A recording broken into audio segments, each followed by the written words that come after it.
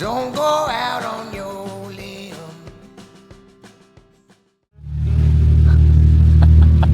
What do you think, man? Here we are in Hamilton, Montana. Hamilton, Montana.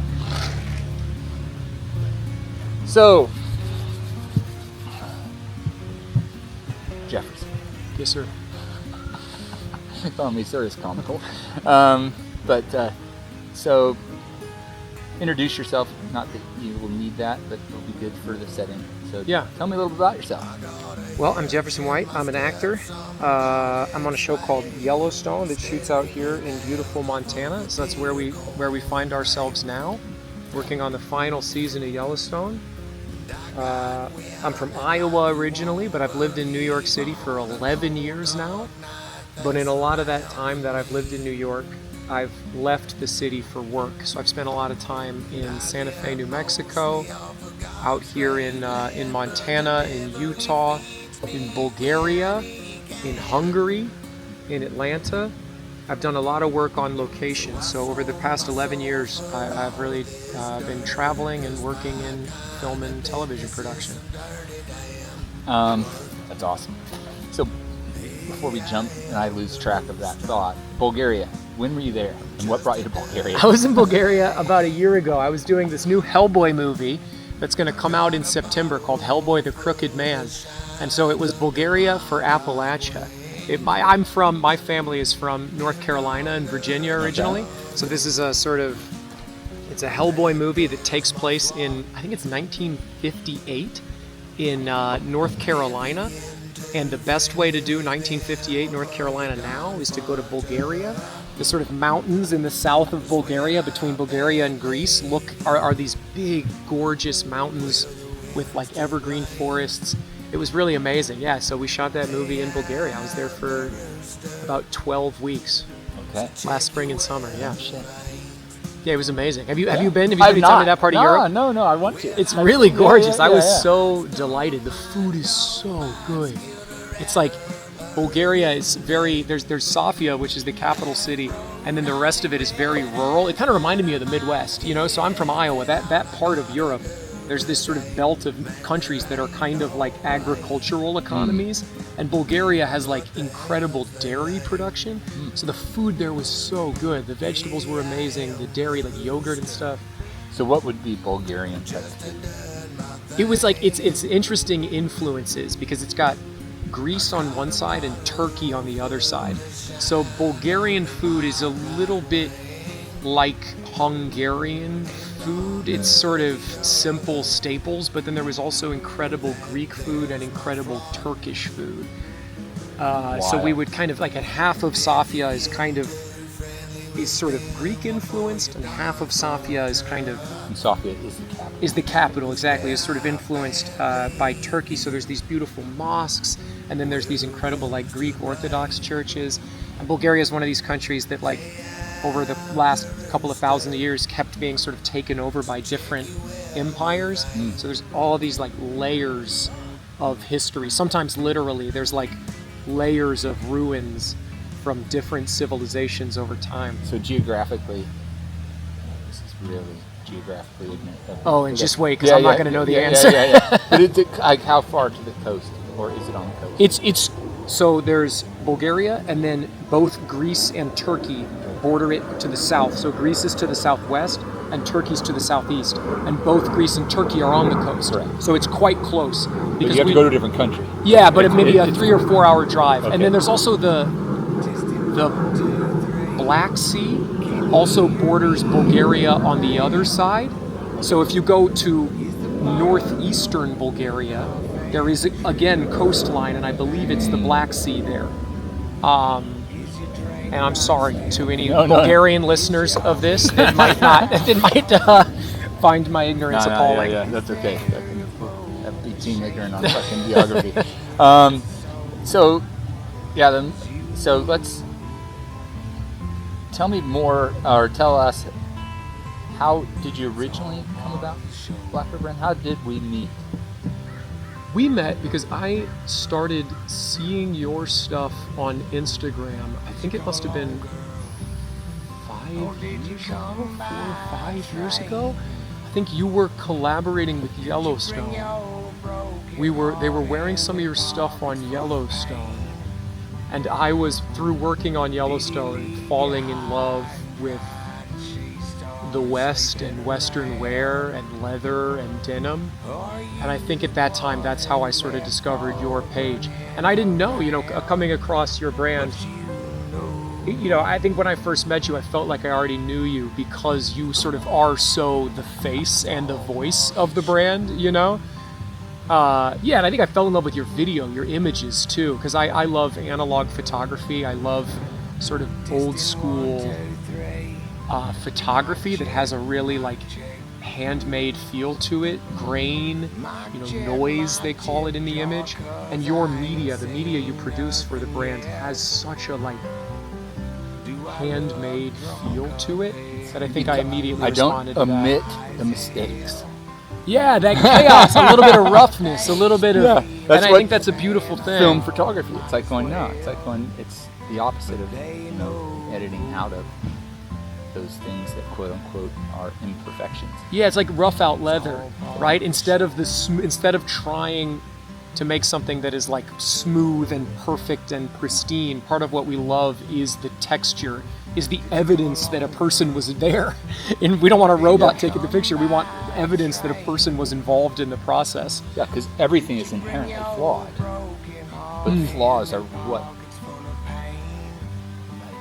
fuel or bring out more emotion, like more feeling, or more feeling exists amongst or because of the flaws, not because of the perfections. Yeah. The perfection is boring. Yeah. To some extent. I mean, absolutely. It's not very personal. It's not very intimate. Things garments maybe start out, in a quote unquote perfect, mint condition. But if a human touches it, it will likely have some inherent human flaw. Because humans are fucking flawed. Yeah, and then over time it tells the story of its life, right? In the same way people do, right? It's like we over time take on scars, we age, we grow, we become shaped by the forces around us. And that's the case for, obviously, leather is, it's skin on some level. So that is like, it takes on the quality of the forces that shape it, which is such a beautiful thing. It's a story. The consistencies in leather is a bad thing. Yeah, exactly. Yes. Because again, it's like because that is unnatural. The reason that we like leather is because of its natural. Yeah. Yes, absolutely. It's organicness. Yeah. It is natural. Yeah. Because if not, go get your pleather or go get your vinyl. Yeah. It's very unemotional. Yeah, we were talking about bikes earlier. You were teaching me a little bit about motorcycles and this idea that you've broken down. You ride these bikes until they break, and that feels to me like a great badge of honor for a motorcycle, for an old camera, for a leather jacket. You want to wear it for its whole lifetime. You want to exhaust its whole lifetime. I feel like that is the purest, sort of most beautiful expression of a relationship to an item or an object around you, is to know it for its whole life instead of discarding it in the middle of its life. Yeah. That's a shared experience or whatever. Yeah, there's memories within that as a result of it going through whatever shitstorm. Every little dent on it, every little scratch on it. It's like us. It's like our scars, our tattoos, any of it. Yeah, it's like now my tattoos just cover up my scars. And there's stories too, right? It's like when you got them over the years, sort of tracking. Yeah. Well, yeah, and then they became such a kind of its own life experience or whatever with Horikoshi One and my affection towards Japan and that ritual that then had that ritualistic repetitiveness to it. That I had to do it. The consistency had to be there. Yeah. The accomplishment with all of these things and all the time it's going to take to do this, and then seeing this, Horikoshi, who's nearly 80, if not 80, get excited about, what he can tattoo next on me, which is a funny thing to see. Yeah. Right? It's like he now wants to tattoo my back. He's just finishing the arms. Yeah. Like when I'm there in September. I should have my arms up through my chest done, I think, through this trip. It's amazing. And then he wants to, he's like, talking about my back. He's got big plans. I know. It's like, all right. But his excitement in the way that he started to speak about the back is like when I mean, I see you throughout, when we're chatting and hanging out, it's like when you get excited. Yeah. Like when I don't want to personally ever lose that. That's what I'm chasing as much and the more that we experience, sometimes the less easy we're able to get excited. Yeah, right? It's easy to have that sort of jaded We've already exhaustion, baggage, yeah. But there's excitement in the vulnerability of approaching the unknown. And if you've done it, that is at a minimum is gone. Yeah, the right? novelty is gone. Yeah. You might have reverence and affection towards it, but that feeling of doing something for the first time, the vulnerability and the uncertainty, is special. And I think there's like this childish excitement that comes out or that's shown when we're in that. So I continue to kind of chase that or seek that or want that, but it's like one. But I've more recently identified that. It's like, no, I do things. I've done most of the things I want to do. I have. I mean, again, it's like it just makes me want to do more things that are different. That my excitement or interest evolve and grow. There's also like a depth of engagement, though, right? Like you're saying that, like as you continue to do something, the novelty maybe wears off, but you do sort of penetrate deeper into whatever that practice is, and there's new surprises to be found along the way. I feel like there's also like the more extended your engagement is with any form, there's also like as you go deeper and deeper into it, the very nature of that like reveals more things about it, and that is surprising and energizing and sort of reminding enthusiasm. of that is probably important too. It's like going, don't stop superficially at stage one. Yeah. Allow yourself to fucking gain what can be gained from going to the depth of 7 years within one show. Yeah, that's like Yellowstone's a great example of it. Because we started out, when we first started doing the show, I had never ridden a horse in my life. And for a few years, it felt very novel. Every time I was on a horse, it took me a long time to settle into it. I came to it late in life. But only now, you never stop learning, obviously, and we have still just barely scratching the surface of this discipline, this lifelong practice. The best riders have done it since the time they could walk, basically. And someone like me, I'm never going to catch up to them, but you learn more what you don't know. You sort of gain a deeper and deeper appreciation for it over time, and you kind of keep sort of turning a corner and finding a new undiscovered valley. It's a beautiful thing to return to it now after 7 years and be able to continue exploring how much left there is to learn. Because I think also guys that have done it for their whole lives will tell you that it never stops. The learning never stops. But I think that the horse and riding horses is a perfect kind of, I guess, analogy or representation of that. It's like you can do it your whole life and still acquire that level of curiosity and excitement, right? And to find things like that. It could be riding a horse, it could be surfing, it could be traveling, exposing yourself to new places. But to have that, seek that, require that, and saying, okay, and identifying it.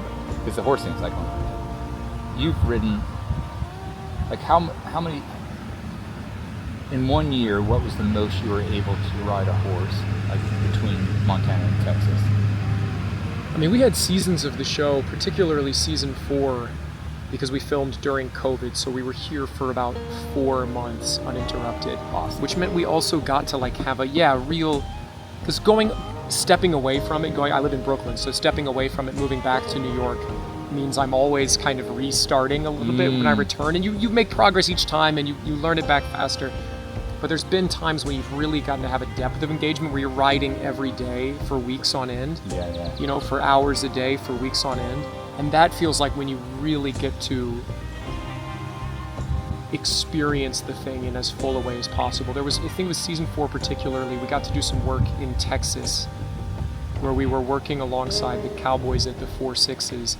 And those are guys that like this is their life's work. Like Yeah. riding and cowboying is their life's work. They're the best in the world. They're like monks in some way. They live on the ranch, they work on the ranch. This is their high art, and they are the best in the world at it. And sort of getting to do it alongside them for days on end, like working, quote unquote working, God knows they're taking care of me and they're putting kid gloves on me, but working alongside them for days on end really felt like the deepest level of engagement that I got to have with it. And there were times then where it would be like, for the first time, even after 5 years of doing the show, for the first time I would look around and there wouldn't be any cameras, there wouldn't be any other riders, it would just be me on a horse in the middle of the sagebrush in Northwest Texas. And those are really like sacred experiences, because so much of our work there, so much of our work is a little self-conscious. I'm riding a horse for the show, but I'm also, I need to do a good job on camera. I've got to tell a story. There's lots of other layers. And the times when I've gotten to really, actually, truly be alone riding are really few and far between and very special in my memory, because that feels like the most authentic engagement with it. I'm not worried about anything else. I'm not worried about the character or about what's happening on, these other layers. Sometimes it just gets to be you and a horse in the middle of nowhere, and like that's a very beautiful feeling. And what we were able to see in that season 4, and that 4/6s and all that stuff. So that guy that walked by us while we were by the river. Oh yeah. Yeah. And what he even articulated, which was neat, it's like when watching your part or your character change as much as we've seen anybody change, more than we've seen anybody change in your show in Yellowstone. It's changed so dramatically from the character in which he was, or the person in which he was in the show at the beginning, and how much he transformed through 5 seasons, 4 seasons now, right? But watching that shit, he's the one that said it, like, right? Yeah, that was sweet. Yeah. So it's walking down the river. Yeah. But yeah, that's neat. And it's like to be able to, in that ending point, or at least where we see it as we're going into this season, is that 4/6s and that transformation of you not being able to ride a horse at the beginning. Yeah. Right? Yeah, what's amazing the about horse it is analogy is like, I know, and it's like what's so funny about that is that's just like the most honest experience of it, because when we started, and I still am a miserably bad rider. I've gotten better, but when we started I had never ridden a horse in my life, so I got to grow alongside the character. that's what's so deep. That's what I guess I was trying to get. Because everybody, like all of us that have worked on the show will tell you, like working on this show has changed us forever. Like we've gotten to spend so much time out here, out west, working on this. Like all of my friends on the show will tell you that like the show has been a life-changing experience in many ways for us personally as people. The great gift that I've had, I've been very lucky, and also because Taylor is a once in a lifetime genius as a writer and director, is that the character's gotten to go on the same journey that I've been going on. Everybody else kind of starts out pretty competent. They start out as cowboys. By the time we meet them on the show, they're already cowboys. In some cases, there's Casey's character, Cole's character, Luke's character, and Cole's character. They start out badasses. I got to start out just as clueless as I am, and slowly over time. Now I'm in trouble though, because now Jimmy's good at it, and I'm still not good at it. It takes it takes a whole lifetime to get good at this thing. So now I'm in trouble because the character's gotten better at it than I am. Yeah. It's such a pleasure, man. We all like doing this. You know how it is. Like being in these places changes you too. It should. Yeah, it does. As an actor, like the whole goal is to sort of open yourself up to the world, to take in the world, to listen to it, to listen to the people that you're with, and to learn and grow. And to get to do it for 7 years is such a rare pleasure, and it has changed us all forever. Yeah, it's hard to imagine. And it's a genuine good thing. Yeah. That from experiencing this, it has changed you. Like, that'd be fucking sad if it hadn't changed you, right? Yeah. Because 7 years of doing something, and it's like I guess that's a nod to the show, or a nod to everything from the script to everyone involved. The fact that it's changed you guys, and it's obviously changed. I mean, we all know how much it's impacted, it's had a cultural impact, the show has. Yeah. Which is not something we find it's not very normal. It's very lucky, yeah. Very, very lucky. To have a show have a cultural kind of impact, right? It certainly has. Yeah, it's interesting. It's like it's been cool to see the audience kind of discover it.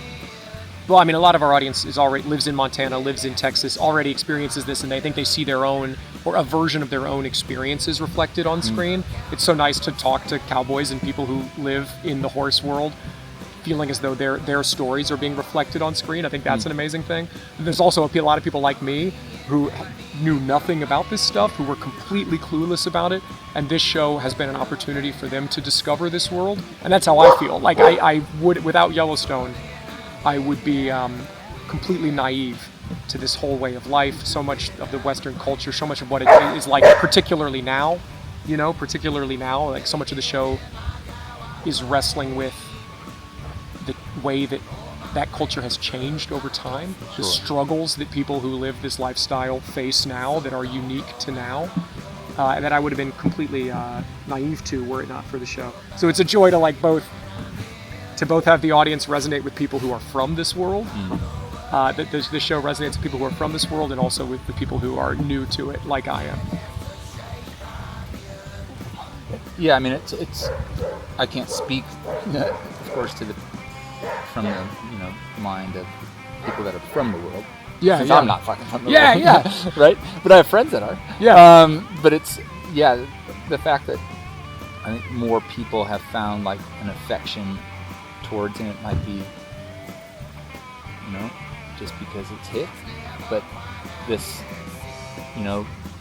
it's made in many worlds, like the world in which it's in Brooklyn or, other places like that. No, people now get a chance from that initial introduction to saying, here's all this cool old shit, here's fucking horses, here's Montana, here's this beautiful part of the U.S., here's this deep, history that is America.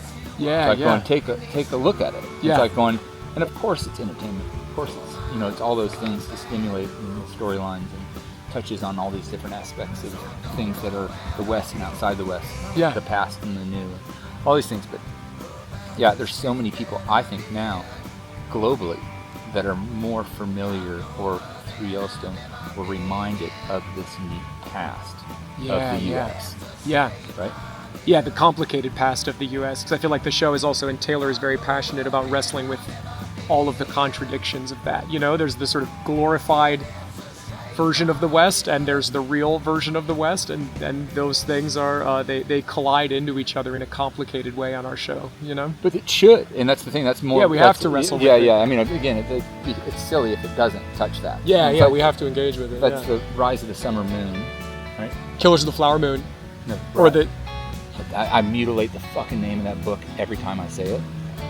Taylor supposedly. Oh yeah, I've heard about this. Yeah. It's actually about the Comanche, and it's about the Southwest, or the South more, Mexico, Texas, the Comanche. Yeah. But it shows the brutality on every end. Yeah. Right. The world is a fucking brutal place. We've got this whitewashed, which is touch some stuff off. But it's got this, we look at the past with some reverence of one group being good and one group being bad, and there's always that, right? When all groups, we were fucking animals. That's how we survived. Yeah. Right? We all fought. Yeah, yeah. Everything was a battle. The war, the world has always been full of wars. A fighting for land has never not existed. It existed in this country amongst people that lived here prior to the white man coming. Yeah. They were all battling too. Yeah, yeah. Right, it's like going, the battle didn't just come because of the white man. Yeah, the Euros didn't bring war. Like the battles existed here prior. It's like when they weren't any more or less savage, the white man wasn't savage. They weren't any necessarily more or less savage as the people that lived here before. It's like when, if we want to look at it honestly, that book is one of the neatest books because it doesn't like position one as unsavage. Yeah, right. yeah. It looks at everybody with a pretty equal and sober perspective. Yeah. Which is fucking cool. Yeah. And that's what Taylor, I think, in his interviews, it's kind of expresses. And it's like, no, it's like and I forget who was saying this, because I can't quote him, but they were sharing with me, it's like it's almost insulting to some of the, Indian, like, anti-people. These people were wild horsemen, wild warriors, right? They were not subjected. Like, they were not ones. Like, they put up with less people, the biggest fights, and accomplished more than, men in, I guess armies of 10 times their size. Yeah. It's like so victims, it's like we should also look at how awesome, and it's like and how powerful and how strong they were. Yeah. And again, it's like that, and I think, I don't know, I'm in a rabbit hole right now of fucking wars. It's like that book, if you don't read it, listen to it. And Taylor supposedly got the rights to make a movie from that book. Cool. Which is, like, if anyone could do it in a fun way, I'd love to see it come from him. That's fascinating. Yeah, it really feels like the problem comes when we try to sort of romanticize any image of it, or imagine that there is like a sort of single righteous path. I think the problem with some of the like complicated history of the Western as a genre is this idea that, American expansion west was a kind of righteous, holy conflict, or that we had some, holy right to expand or to take or to, colonize. And it feels like, well, if we're honest, it's about money, it's about resources. It's always been about material conditions, right? It's always been about taking and people. Silly. But it's so silly when they get into that conviction of righteousness and they think the right or the wrong. It's like right or wrong's a fucking argument. Yeah. Like, right or wrong, argue that shit to blue in the face. It's like but the fact is, it's like it was enterprise, it was accomplished. It was conquering certain things with the intention of making money. Yeah, making of greed, and it's like part of it is like making money and power. And it's power reckoning with the national history of greed and power. And power and greed, like they're in bed together. It's like those don't exist outside. And that each legacy other. continues today all over the world. And it existed well before that. Before Western expansion. It's fucking. Yeah. It's like the purity that people have, or the purity that people put on whatever conviction they have, is silly. Well, it's just that we have to hold ourselves accountable to the fact that power, that impulse to power, and that impulse for greed is still expressed now in different forms, right? We have to just hold ourselves accountable to it. It's easy to judge, I guess, people of the past, but we have to also look at ourselves and our society as it exists now and interrogate it such that because I think the only thing I'll dispute is the idea that like power and greed are beyond reproach. I think part of what we're saying is like, no, everybody deserves reproach. Everybody deserves scrutiny. I think to a certain extent it's like saying we have to sort of hold ourselves and each other accountable for the untold violence done in the name of money, of greed, of material conditions. And it's not, but it wasn't that it happened then and doesn't happen now. Yeah, right? It's all of history it's all and into the future. Yeah, that's what I mean. Yeah, so it's like, and to put some level of reverence towards today, or to put a reverence towards the time in the past, is just silly. Yeah, it's easier to look at it in the past because it's in a. You can put a frame. You can say from this year to this year, sure. But it's like an ongoing imperialism and economic imperialism are sort of the history of time. It's also pretty animalistic and fucking human. But we curb some of those impulses, right? Like it might be human to sort of, Well, I mean, it's a battle probably that's been happening forever too. It's like a battle of righteousness or happiness, or like peacefulness. It's like those things can happen simultaneously. The complexity of us is fucking. I mean, we're a fucking mess. It's like we're not just one thing. It's like I know. Let's go back to the cowboy thing. It's like I know a cowboy that isn't just a fucking cowboy.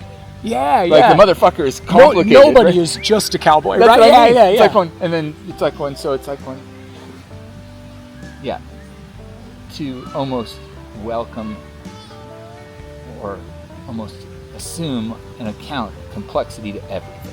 Yeah, and I think that I only, no matter what, will only know a very little about a very little number of things. Yeah. And every time I look at something, I try to simplify it, make sense of it, put it into this framework of my understanding. Yeah. And I'm actually excluding 99% of everything so I can do that.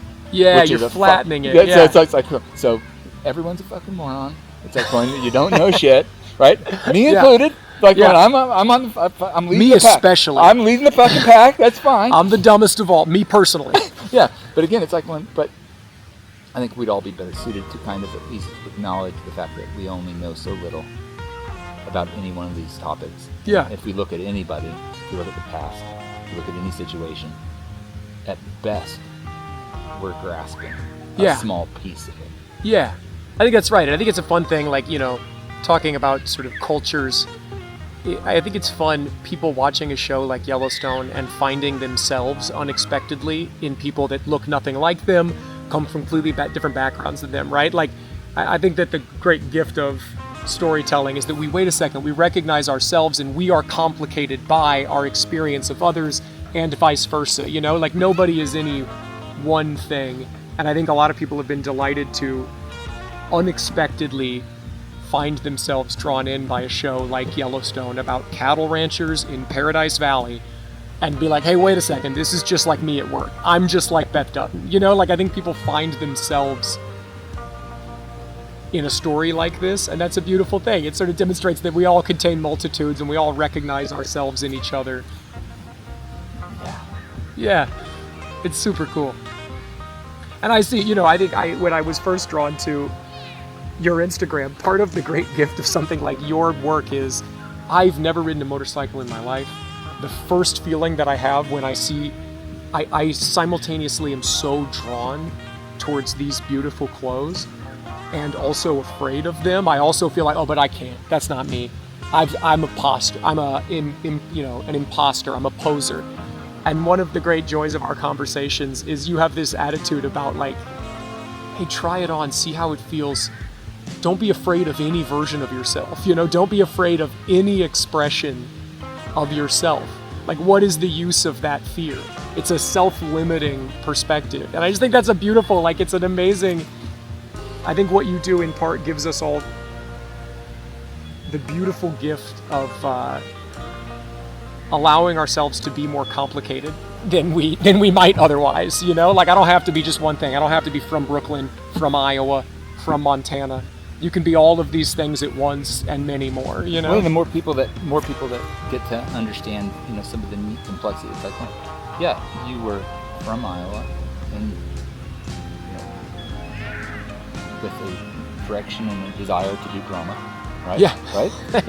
Absolutely. Yeah. And then that brought you to meet your now wife in Wisconsin. In Door County, Wisconsin. Yeah. Right. Yeah. So I'm fucking checking the memory. I know, it's pretty impressive. Yeah, pretty impressive. All right, so then we moved, and then you together moved to Brooklyn. Yeah, we met in Door County. She lived in Chicago, and I was about to move to New York. Okay. I moved to New York. She moved back to Chicago. And then 5 or 6 years later, we both found ourselves in New York and sort of found each other again. We've been friends the whole time. Yeah. But our paths had kind of gone all over the place. She was doing theater all over the place. I was coming out here and doing this show and bopping all over. And we found ourselves again in New York. In New York. Yeah. So you both are in New York, and then your show is now putting you in Hungary, Montana, Utah, Texas, all over. Yeah. All these neat places. It's like and you get to now, because you've experienced some really neat fucking things, and you've acquired, that's everything we get to experience affects us, and it should. If it doesn't, it leaves a mark on us. The problem is if it doesn't.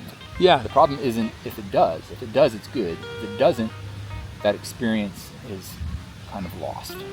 So it should leave a mark on you. It should change you. It should touch you. So after those things, it's like going. So now, that comes into that same thing. It's like so now you get to you are complex as a result of your experiences. Right?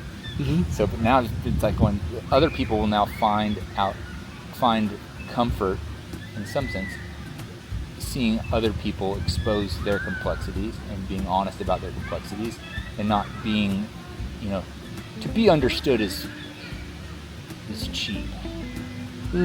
Like so it's okay to not be understood. It's okay to be confusing. Meaning, if somebody can just understand exactly who you are by a fucking photograph.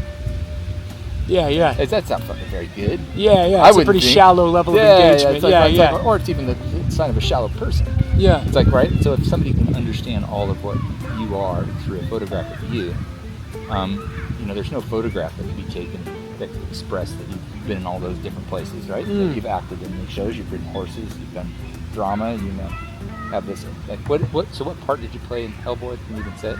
Yeah, I play this guy named Tom Farrell. It's the movie's based on this very famous Hellboy graphic novel called The Crooked Man. So I play a guy who sold his soul to the devil when he was a kid, and now he's trying to get his soul back from the devil, and Hellboy's helping him. Okay. It's pretty cool. Yeah. So again, that part, that one, wild places, like one would hope, and that's one thing. I've got a couple friends that are actors, but it's like I hope to each one of them that through these wildly cool experiences, simple as you being able to be in one of these fucking very interesting countries for an extended period of time, not a holiday, not like a fucking we got like 12 weeks there. It was amazing. Tourist inside the capital city. Like, no, you're fucking there. Like you're able to talk about the influence of Greek and Hungary and all these food things. Like when you get to a level in which you can articulate and have that kind of understanding of a place, impacts you, changes you. So all those things, it's like not one photograph could tell all those things, right? So that's what it's like and that's a good thing. It means you're interesting. Like it's like no, but it is. Like, we are interesting because I think that's the case for everybody, right? Like it's a really we're only as interesting as our experiences. Yeah, we're not inherently interesting. Nobody is inherently interesting. And whereas I love the way you put it of like allowing experiences to shape you. Like allowing yourself. Because it's a vulnerable thing to open yourself up to be changed and shaped by your experiences. If you just kind of clutch tight and try to be impervious to the world, to the elements, to the sort of shifting tides around you, then you don't change very much. Yeah, the natural chaos of the world. The world is fucking chaos. And it's a beautiful thing. This articulation of yours, this idea that like allowing yourself to be changed by these experiences is part of what makes you a complicated person. And everybody has this, there's something beautifully universal about that. Like we all suffer. We all experience tragedy in our lives. We all have these formative experiences. It's like a beautifully sort of unifying across humanity, like we all grow up. It can be unifying. Yeah, it can be unified. It should be. If we can recognize it in ourselves and in each other. If we can look at each other and be like, wow, holy shit, you've experienced all these formative traumas too. You've experienced the pain of growing up, the many sort of colliding forces, intersecting forces that shape a life. There should be tremendous compassion for each other that we can find in that. Like, holy shit, you've suffered. To be able to look at somebody and say, you've suffered and it's changed you, and look at how resilient you are in the face of that. Look at the brilliant, beautiful ways in which you carry that with you. There should be it's an amazing opportunity to find compassion for each other. And it's even your acquisition of becoming interesting. Because again, it's like when I think by not being impacted, not letting those things affect you, doesn't allow you to experience those things, right? Yeah. So you're hiding yourself you're not from it. likely to experience inherently, and then inherently, as a result, be affected by them. And then by affected by them, you become interesting. Right? You become interesting to yourself. Who gives a fuck about everybody else? It's like if you're interesting to yourself, you find yourself interesting. And that's only happening as a result of you experiencing things that are traumatic. Traumatic things affect us more than untraumatic things. Right? Yes. Powerful things, emotional things all affect us more, not less. So by doing those things, you actually, I feel as if you start to find yourself interesting. And by you finding yourself interesting, because you've experienced all these things, other people also find you interesting. I mean, we are only as interesting as our experiences. Yeah. I don't think people are inherently interesting. If you've done nothing interesting, vacuum, what the fuck would you be interesting? It's like, well, Yeah. that's fucking silly. Yeah. Right? It's like when you are interesting because you experience interesting things. Yeah, although it's like, you know, I was about to say, well, it's interesting.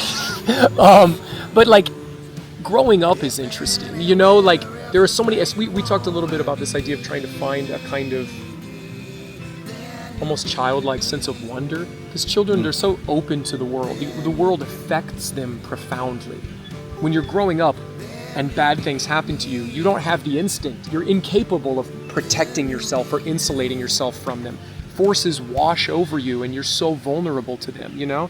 So I think everybody, to a certain extent, experiences these formative things that you can't help but be affected by as you grow up. And at a certain age, sometimes you can learn these defense mechanisms that lock you off from, like, okay, I've dealt with enough, I've changed enough, I'm gonna lock it off, and now that I'm a certain age, I know how. Society allows you to do that. Yeah, or even encourages you to sometimes. Now, I think it's more encouraged. I think that's the right way to say it. It's like I think it's become more and more encouraged to do that. To close yourself off and to sort of to hide. shield yourself, protect yourself. Yeah. And then society celebrates the people that have done so, right? Yeah. And it's like when it's like when no, it's like when those things, again, the things that will affect you positively are generally running tandem to the things that will affect you in the most positive way. Meaning the impactful. It's like when impactful things in a positive realm are next to those things that are fucking wildly damaging, right? It's like when they're gonna fuck you up, man. It's like when those things. It's like they're not like running in completely different ends of your lives. They're generally running right next to each other, right? Yeah. And for the most part, a lot of those circumstances will then, enable you to deal with, even bigger things that may come, but also give you some sense that you'll be okay. Yeah. When you make it. You develop a certain resilience based on experiences. You just think, it's like going, okay, that was fucking a mess. Yeah. Right? That fucking very shaky. I dislocated my hip. I fucking, cracked a vertebrae. I've got my fucking shoulder that's ever damaged. It's like going, but then you kind of smile and say, but I'm okay. You survived. Yeah. It's like going, and then you're like going, and then that next time you're, looking at this, situation that could rightfully fuck you up.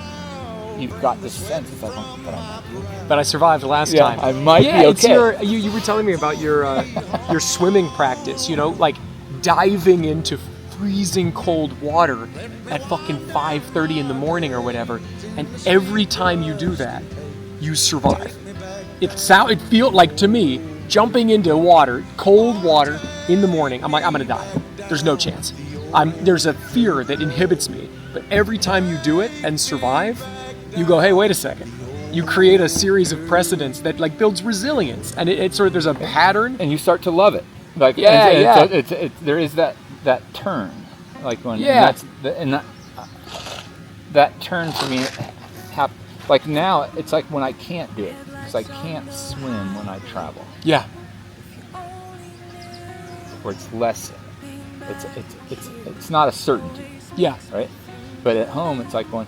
No, it's the first thing I'll be excited about. Of all the things I get to go home to be excited about, it's like going to see my dog, eat the things I like to eat, all these things like, nope, I'm looking forward to my swimming at fucking 5:30 in the morning. Yeah. It's like that's the one thing that I look forward to the most when I come back from Japan and like early or when I came back from Texas and I'd been gone for 2 weeks, right? That was the one thing that I was most excited about. Yeah. And it was fucking still the cold time of the year. Yeah. But being able to do that. Yeah. I love it. I genuinely love it. Yeah, beautiful little baptism. The extremity of it feels like amazing, very life-affirming.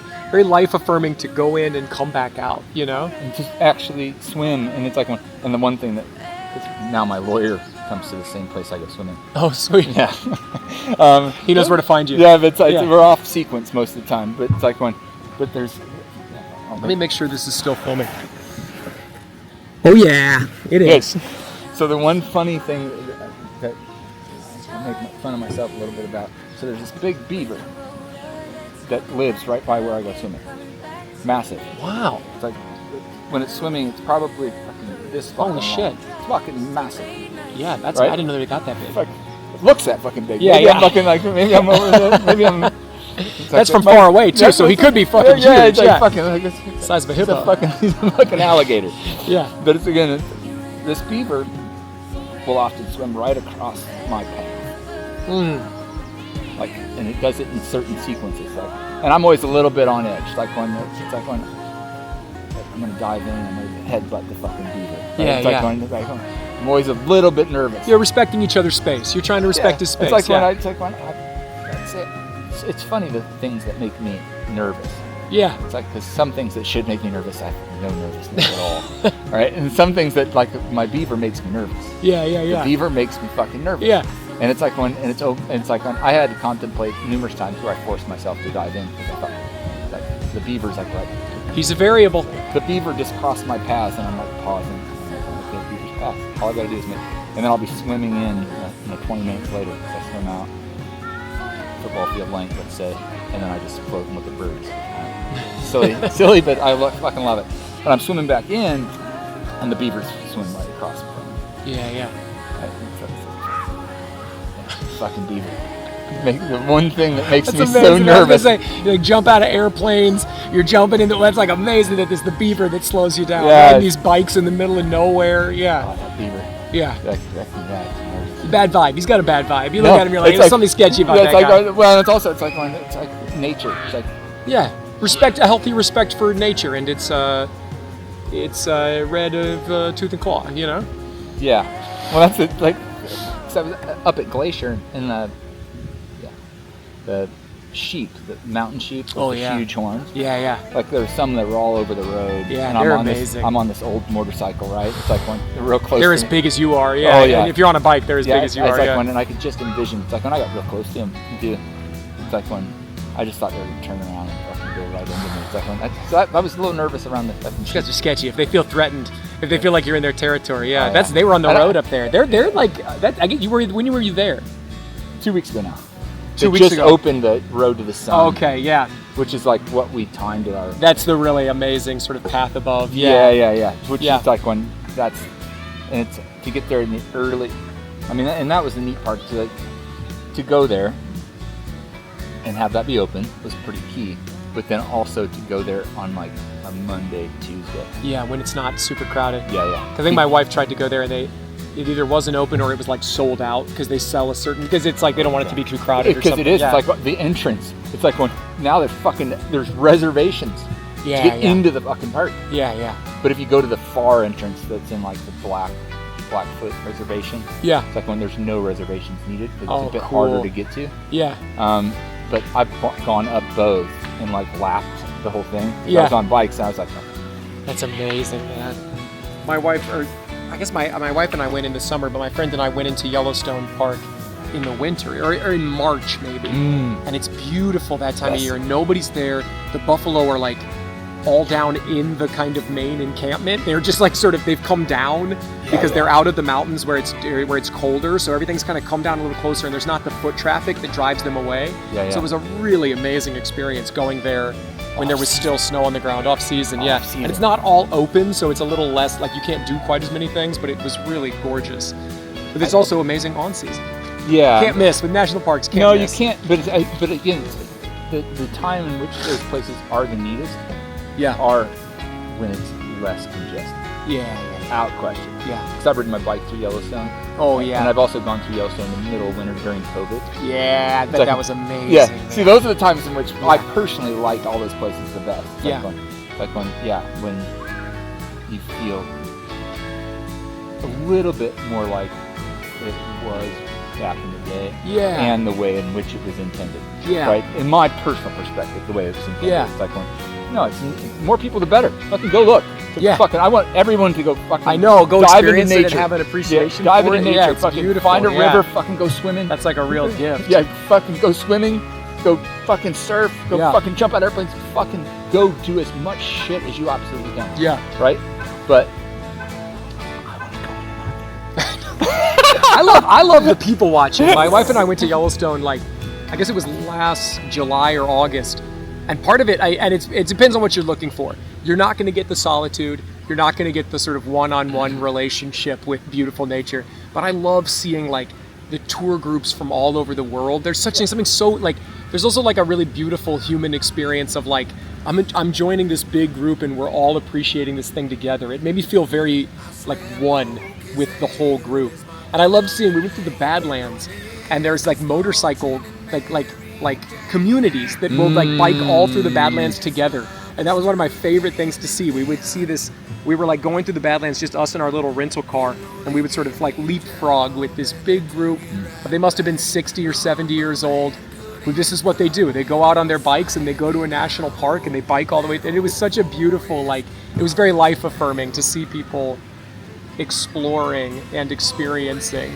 I think it's, like, a very sweet thing. Like, I'll get annoyed bumping into people at the mall, but in nature, I'm like, hey, you fought your way here. You made yourself, you got all the way here because you love this thing. Makes me feel a little bit better about society. Yeah, it's so nice. Yeah, it's so nice to see. I agree with you wholeheartedly on that. It's like going, it's like going, there is that, I guess, that internal, what I want for me. Yeah. Right? And what I ultimately want for everybody. And I want for everybody to go do it. It's beautiful. I would prefer if I have to go on the off season. Yeah. To be by myself. Yeah. It's just nice to think, like, people who made it all the way to the national parks is like, wow, you took 2 flights, you got in a car, you drove your way here because you wanted to experience